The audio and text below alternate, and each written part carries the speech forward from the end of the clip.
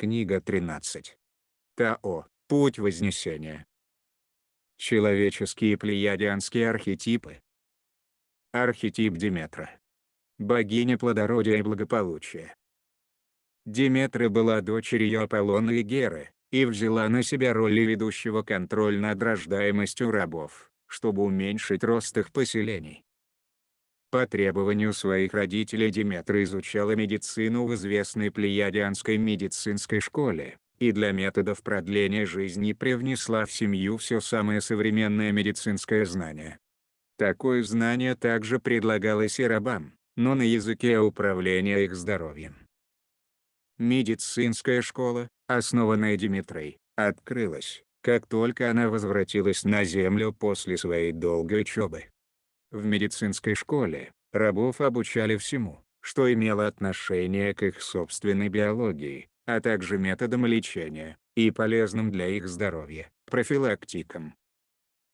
Во время своего обучения в медицинской школе на Плеядах, Деметра вышла замуж за Диониса.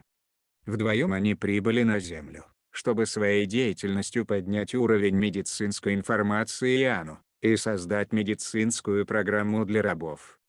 Плеяда имеет в своем распоряжении множество планет с нисходящей гуманоидной формой, которые управляются методами чем-то напоминающими Иану, и их цивилизацию рабов.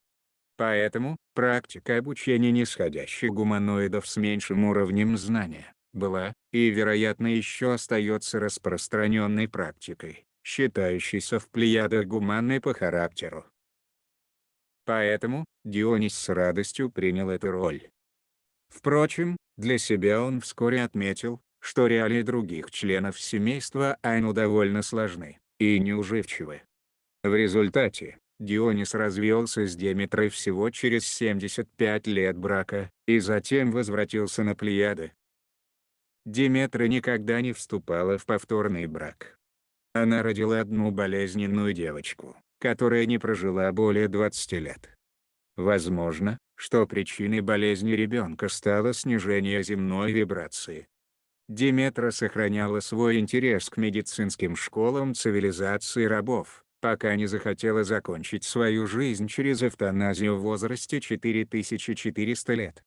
Она вернулась на Плеяды, чтобы написать мемуары и закончить свою жизнь. Не осталось ни одного преемника Деметры или Диониса.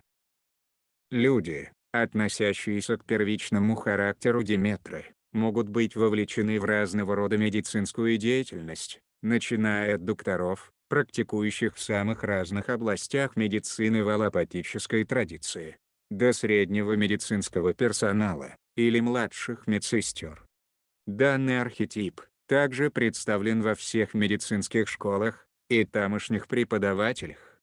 Сторонники абортов и контроля над рождаемостью также являют собой выражение этого архетипа в действии.